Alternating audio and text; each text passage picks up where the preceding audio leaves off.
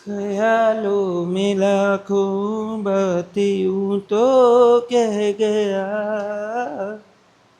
बोला कुछ न तेरे सामने। हेलो मेरे प्यारे बच्चों, कैसे हो आप लोग। तो आज हम लोग स्टार्ट करेंगे हमारा अगला टॉपिक, जो कि बहुत ही छोटा सा टॉपिक है, जो हमारा प्रीवियस क्लास के अंदर हमने बोला था कि कंटिन्यू करेंगे। तो उसके पहले मैं एक शॉर्ट रिवीजन आपको करवाना चाहूँगा हमारे प्रीवियस टॉपिक्स के। हमने स्टार्ट किया था बेटा वेपर प्रेशर से। वेपर प्रेशर ऑफ सॉल्यूशन जो था, इसमें देखिएगा, इसमें सॉल्यूशन के हमने दो पार्ट किए थे कि सॉल्यूशन दो चीजों से मिलकर बना हुआ होता है। एक होता है सॉल्यूट, एक होता है सॉल्वेंट। ठीक है, तो सॉल्यूट का केस 1 और केस 2 बनाया था कि सॉल्यूट एक बार वॉलेटाइल लेते हैं और सॉल्वेंट को नॉन वॉलेटाइल लेते हैं, है ना। समझिएगा, केस 1 में सॉल्यूट भी वॉलेटाइल, सॉल्वेंट भी वॉलेटाइल।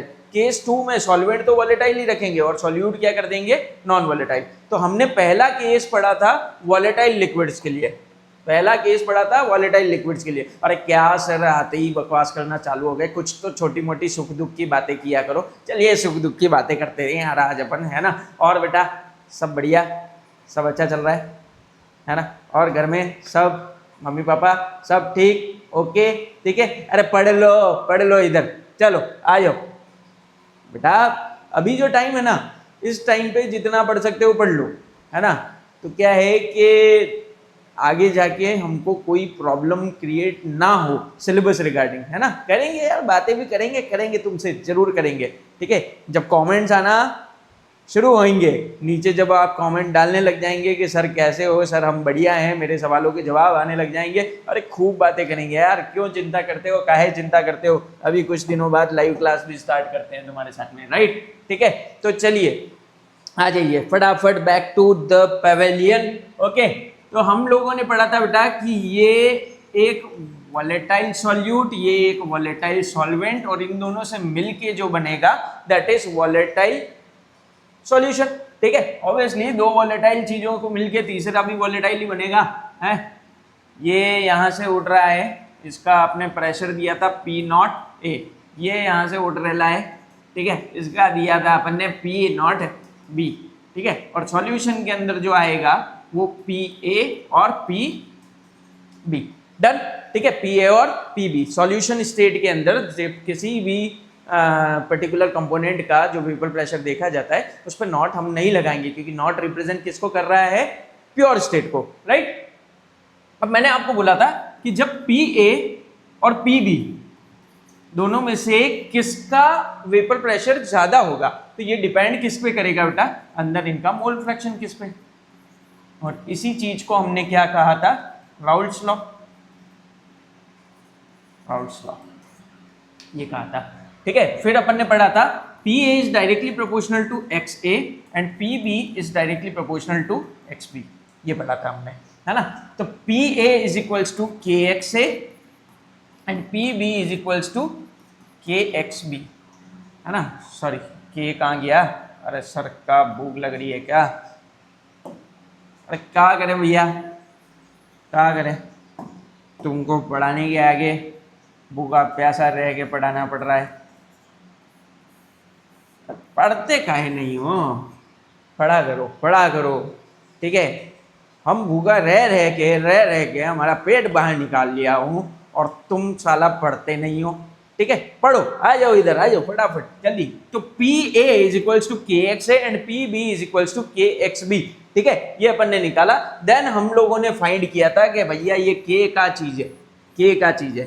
तो K निकालने के लिए हमने इसको कंसिडर किया था कि ये प्योर स्टेट है, ये मान लीजिए। तो P0A लिखेंगे इसको। प्योर स्टेट में जो वेपर प्रेशर होता है वो कितना होता है, P0A होता है ना, प्योर स्टेट। तो हमने मान लिया कि इस कंडीशन में अगर प्योर स्टेट A की होती तो P0A लिखा था, और प्योर स्टेट A के लिए मोल फ्रैक्शन कितना होता है, 1।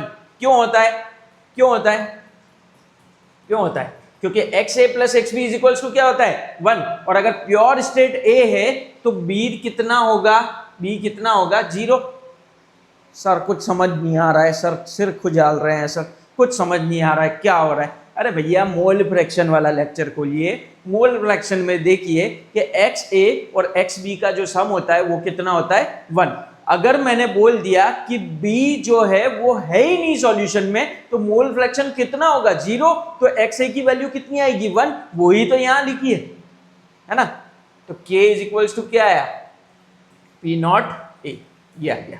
ठीक है, सिमिलरली इधर मान लिया प्योर स्टेट B, तो P not B is equals to K into 1 and K is equals to क्या आएगा P not B। Putting the value of K in the above reactions, PA is equals to P naught A XA and PB is equals to P naught B XB। ये हम लोगों ने किया था। इसके बाद एक डाल्टन्स लॉ भी पढ़ा था जिसमें P total is equals to PA plus PB पढ़ा था, and putting the values of PA and PB, that is P naught A XA plus P naught B XB। okay right, ठीक है। तो this was your previous class revision, है ना, यही सारी बात। अच्छा ये का पढ़ा दिया सर आपने, का पढ़ा दिया सर, ठीक है, का पढ़ा दिया सर। तो यही चीज जो थी बेटा, ये क्या थी, Raoult's law. Very very very important for boards point of view and also very important for JEE and NEET point of view. ठीक है, यहां से क्वेश्चन आता है। ठीक है, आप PYQs उठा के देखें तो उनके अंदर क्वेश्चन आप लोगों को मिलेंगे ही मिलेंगे, राइट। इससे रिलेटेड हमने क्वेश्चन भी किया था बेटा, आप लोग सेल्फ देखिए एक बार। चलिए अभी आगे बढ़ते हैं हम लोग, अगला केस लेते हैं जहां पे vapour pressure of solution containing non-volatile solute, vapour pressure of solution containing non volatile solute, ये हमको लेना है। ठीक है, तो क्या करेंगे बेटा, अब देखिए केस पढ़ते हैं। ये एक डब्बा ले लिया हमने, इस डब्बे के अंदर हमने सॉल्वेंट भर दिया, सॉल्वेंट, एंड सॉल्वेंट का नेचर हम लोगों ने कैसा रखा था, वोलाटाइल, है ना, मतलब इसमें से वेपर्स निकलेगी तो नाम क्या दिया जाएगा, P नॉट A, ये नाम दिया जाएगा। और सर दूसरी बात अपन जो कर रहे हैं B, that is non volatile solute, non volatile solute. इन दोनों से मिलके जो नई चीज बनेगी, अब थोड़ा सा ध्यान से देखिए, चाय उबल रही है ना, जैसे ही उसमें शक्कर डाल दी तो चाय वापस क्या हो जाती है, नीचे सेटल डाउन हो जाती है, मतलब उसका बॉइलिंग पॉइंट क्या हो गया, बढ़ गया। अब बॉइलिंग पॉइंट बढ़ गया मतलब वेपर भी आना कम हो गई ना। तो जब कभी भी किसी भी पर्टिकुलर सॉल्यूशन के अंदर या सॉल्वेंट के अंदर नॉन वोलेटाइल सॉल्यूट ऐड किया जाता है तो उसका वेपर प्रेशर क्या हो जाता है, डिक्रीज हो जाता है। देखिएगा इधर ये फाइनल सॉल्यूशन जो आएगा, ये फाइनल सॉल्यूशन ए बी दोनों मिलेंगे इसमें, और इधर जो ऊपर हवा में उड़ रहा है वो कौन होगा बेटा, PA ओनली। क्या B मिलेगा क्या यहाँ पे, अरे बोलो क्या B मिलेगा क्या यहाँ पे, नहीं मिलेगा भैया। काहे नहीं मिलेगा, क्योंकि ये B क्या है, नॉन वोलेटाइल सॉल्यूट है। ठीक है, नॉन वोलेटाइल सॉल्यूट है, तो नॉन वोलेटाइल है तो उड़ेगा कैसे, अरे वोलेटाइल और नॉन वोलेटाइल का मतलब तो बता दो सर। तो वोलेटाइल बेटा जो पड़े पड़े उड़ जाते हैं, नॉन वोलेटाइल जो पड़े रहते हैं। ठीक है, जैसे शुगर हो गई, अब शुगर को पड़े पड़े तुम बोलो कि भाई उड़ जा काले गावा तेरे, है ना, तो ऐसा होता है कि नॉन वोलेटाइल कभी उड़ता नहीं है। इसलिए हमको यहाँ पे जो प्रेशर मेजर होगा वो सिर्फ और सिर्फ किसका होगा, A का होगा, राइट। ठीक है, अब PA कितना आएगा, तो जितना अंदर XA होगा, जितना मोल फ्रैक्शन होगा इसका उतना ही PA आएगा, राइट। ठीक है, तो इस पे बात करते हैं हम लोग कि PA is equals to KXA and PA is equals to P not AXA। ये वाली बात हमने कर ली थी, अगली स्लाइड में आइए। अब समझिए यहाँ पे क्या हुआ कि सर उसमें और इसमें फर्क क्या है। वेपर प्रेशर कम क्यों हुआ, बोलो, चलो इधर देखो। अगर मैं इसकी बात करूं, यहां पे प्योर सॉल्वेंट था P नॉट A, यहां पे बात करूं PA, मुझे सबसे पहले ये चीज जानना बहुत जरूरी है कि पी नॉट ए और पी ए में से किसका वेपर प्रेशर ज्यादा होगा, प्योर स्टेट में या सॉल्यूशन स्टेट में? ऑब्वियसली प्योर स्टेट में। तो प्योर स्टेट के अंदर वेपर प्रेशर जो होता है वो ज्यादा होता है कंपैरेटिव टू सॉल्यूशन स्टेट। क्यों? क्योंकि उसमें नॉन वोलेटाइल सॉल्यूट का एडिशन है, राइट? ठीक है, तो यहीं पे एक लैंग्वेज लिख लेते हैं हम लोग, एक लैंग्वेज तो मुझको उधार दे, vapour pressure of solution decreases on addition of non-volatile solute, ठीक है, on addition of non-volatile solute। Okay mister hero, done. Very important.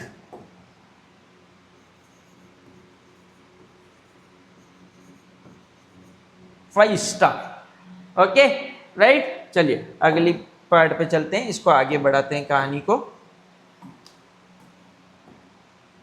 अगर p a is equals to P not A x a था तो vapour pressure reduce किसकी वजह से हुआ? Non volatile solute की वजह से।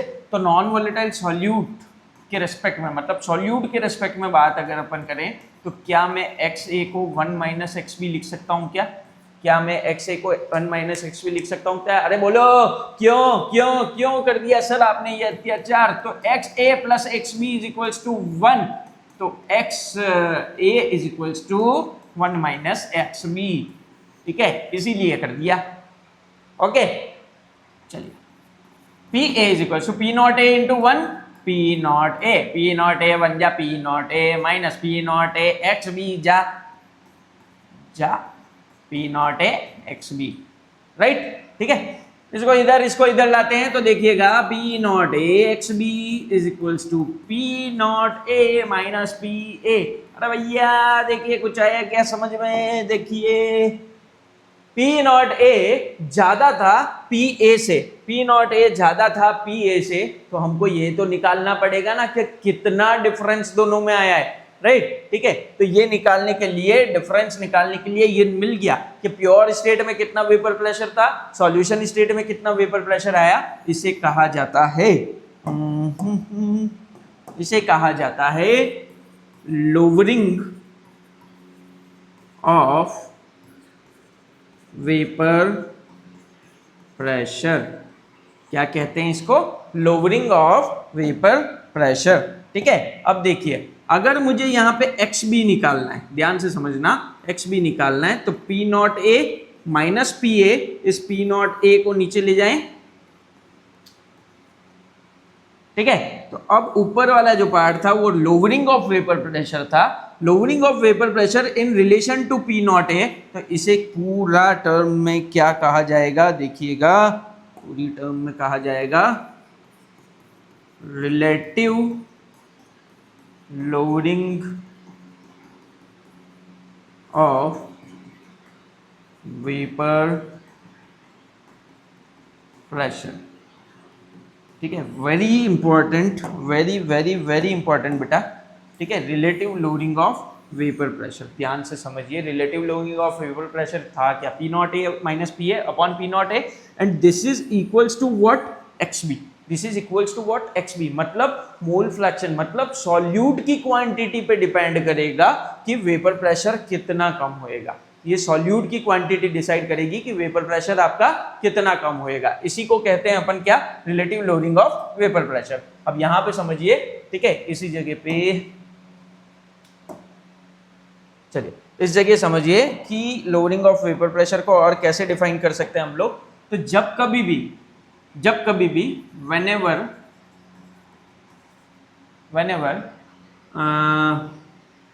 vapor pressure depends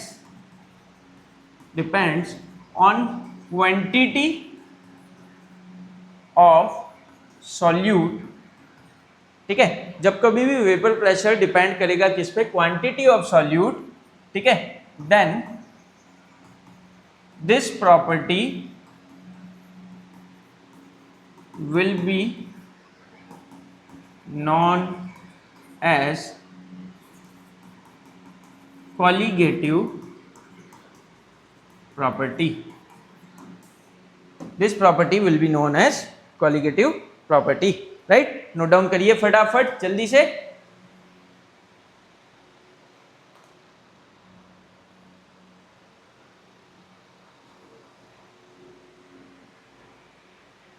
done done done done. चलिए आ जाइए क्वेश्चन पे आ जाइए. Question, the vapour pressure of pure water is 60 mmHg at same temperature. The vapour pressure of a solution, ठीक है, वेपर प्रेशर प्योर वाटर का दे रखा है, मतलब हम लोग ले लेते हैं बेटा P not of H2O is equals to 60 mmHg. ठीक है, एंड उसके बाद में वेपर प्रेशर ऑफ सॉल्यूशन की बात करते हैं, तो वो हमको निकालना है. हम लिख देते हैं pressure of solution is equals to find करना है ना. हमको क्या दिया हुआ है, क्या दिया हुआ है, यूरिया. यूरिया, तो यूरिया होता है NH2CO NH2, है ना. इसका गिवन मास आपको दे रखा है 30 ग्राम. इससे number of moles of urea हम निकालेंगे, तो टोटल इसका मोलर मास हो जाता है 14 इंटू 2 प्लस हाइड्रोजन है 4, तो 1 इंटू 4 प्लस कार्बन है 1, ऑक्सीजन है 1. ठीक है, 28 प्लस 4 प्लस 12 प्लस 16, ठीक है, आई थिंक 60 आएगा. राइट, तो नंबर ऑफ मोल्स कैसे निकालेंगे बेटा, given mass upon molar mass, that is 1/2, that is 0.5 moles urea के आ गए, है ना. नेक्स्ट 72 ग्राम वाटर दे रखा है, तो number of moles of water that is 72/18 इसका मोलर मास होता है. ठीक है, बोलो बोलो बोलो बोलो कितना आएगा, बोलो फटाफट. अरे 4 आएगा, कितना आएगा,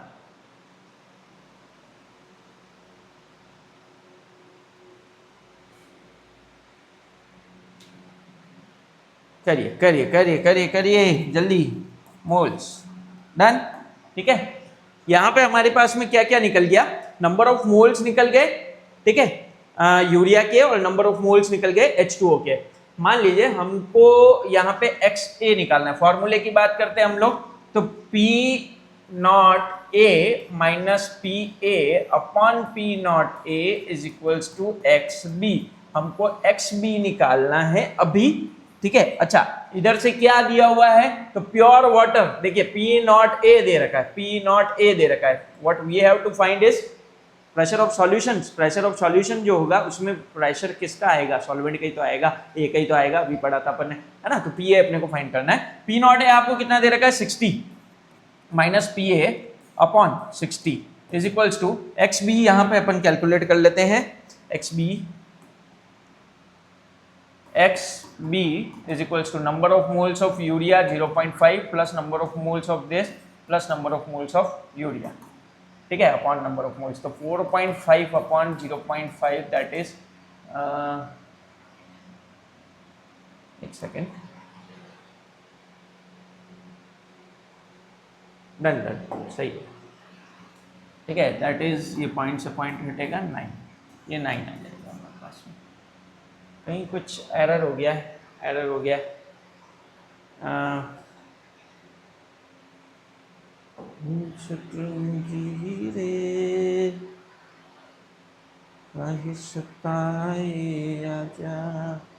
कहाँ गलती की है भैया.